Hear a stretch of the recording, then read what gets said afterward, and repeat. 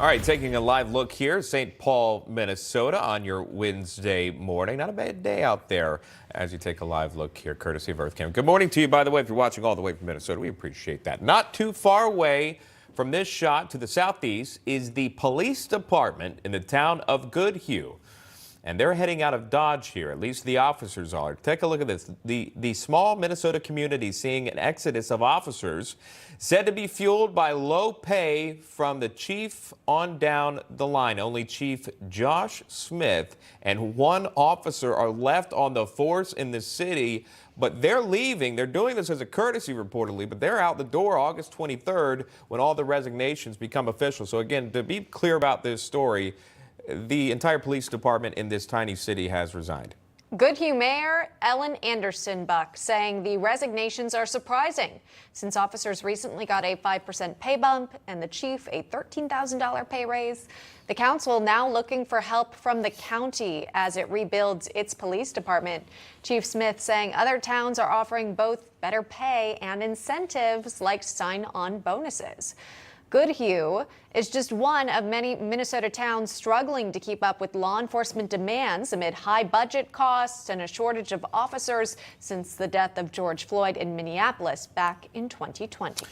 Hunter Shkolnik is a trial attorney. He joins us live on set. Hunter, good to see you. Talking about this story here, we had a former lieutenant of more than 20 years who served on the police force of Seattle, who recently had the ability to retire, which she did, as she cited the concerns about crime within her city. And here, what is cited is pay. But it can't go unnoticed of, again, thinking about the things that happened in 2020 and near this area, that not only is it the money not an incentive to continue to serve your community, but obviously the pins and needles that you're going to have to walk on as an officer after 2020 and the dangers that you can get yourself in by enforcing the law or perhaps making one fatal mistake and really losing everything. But talk about this and really the impact about losing your entire police force in that town and what that does to a community. Well, first and foremost, they should be raising their salaries. Yeah. These are people that are protecting us.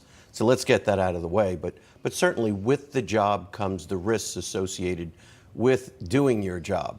They have to follow the rules. They have to follow the guidelines. And, you know, it's what we saw in the George Floyd situation wasn't just a simple mistake. These are egregious situations that do cost the police departments and the communities millions of dollars. So here you have a town that if they're paying their law enforcement appropriately, they should be able to keep them. Those law enforcement people are doing a good job, and they want their jobs, they want to stay there, and they're not going to find replacements in this environment unless they properly compensate them. You know, we've seen it in other cities too. In New York City, for example, the NYPD struggling to reach their own recruitment goals. You've got maybe some early retirements going on. Maybe some police officer families might not be encouraging the next generation to join the force because of the struggles that they've faced. You know, do you think this has sort of a ripple effect when it comes to the future of policing across the country? Well, I think certainly you're going to have families saying, why do this? If you're not being respected, you're not being taken care of.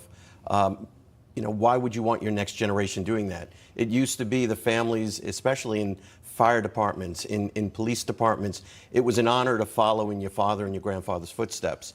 I think they're facing a different time today, and they don't have the same love of the job that I think their parents and grandparents had. Yeah. So it's a difficult situation we're dealing with. Yeah, again, Goodhue, very small town, just a few thousand civilians there, and I think less than 10 officers. But again, it just shows you, as you take a look at where it's located, but it just shows you, again, the mentality of wanting to be on the force, the demand for higher pay, and you've seen things like this play out anecdotally throughout several other blue cities, as we pointed out. Hunter Shkolnik will join us again. Hunter, thank you. We appreciate that.